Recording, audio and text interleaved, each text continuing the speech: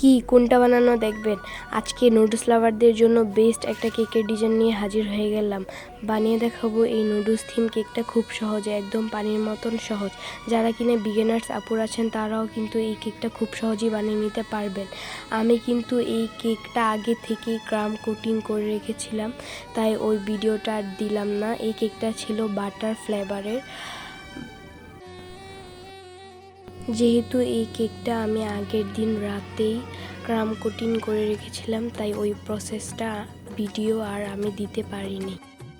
তাছাড়া এরকম টাইপের কেক বানানোর আমার অনেক বছরের ইচ্ছা ছিল, কিন্তু এরকম টাইপের কোনো অর্ডার আমার আসেনি। আমি কিন্তু অন্য অন্য ডিজাইনের অনেক কেক বানিয়েছি অনেকবার, কিন্তু এরকম কেক আমি আর কখনো বানাইনি। আর যেহেতু ফার্স্ট টাইম বানাচ্ছি, সেটা আপনাদের সাথে না শেয়ার করে আর পারলাম না। দেখেন আমি কিন্তু এই কেকটাকে একটু বাটির শেপ দিচ্ছিলাম, ধীরে ধীরে বাটি দিচ্ছিলাম। বাটিটা তেমন একটা সুন্দর হয়নি, কিন্তু তবুও আমি চেষ্টা করছিলাম বাটির শেপ দেওয়ার জন্য। তারপর আমি একটা গ্লুগানের আঠার পাইপ বসিয়ে চপস্টিক লাগাচ্ছিলাম, বারে বারে লাগাচ্ছিলাম আর খুলে পড়ে যাচ্ছিল, আবারও লাগাচ্ছিলাম, আবারও খুলে পড়ে যাচ্ছিল।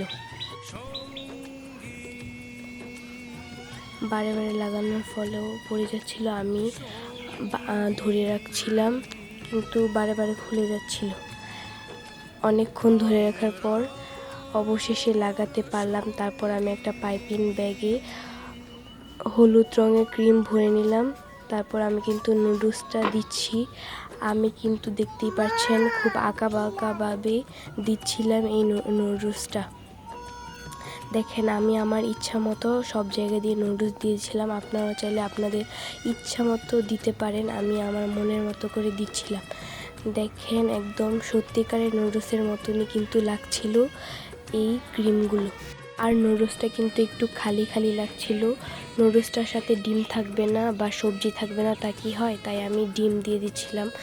দেখেন আমি হোয়াইট কালার ক্রিম দিয়ে ডিম দিয়ে দিচ্ছি। আমি একটা ডিম অর্ধেক করে দুইটা পাল্টা দিয়ে দিয়েছি।